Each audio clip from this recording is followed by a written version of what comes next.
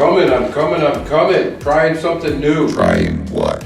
That was the worst special effects entrance I've ever seen. Today, Rock's gonna teach us how to do a bicep curl correctly. That's right. Go ahead, Rock. Get the feet shoulder width apart.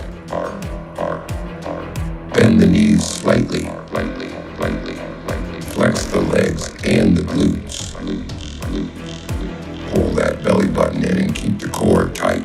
Raise the chest up while maintaining a neutral spine. Pull the shoulders back slightly. Keep the elbows in tight. Flex the biceps prior to elbow flexion, which brings the biceps into a concentric movement. Slowly lower the bar into the eccentric. Good job.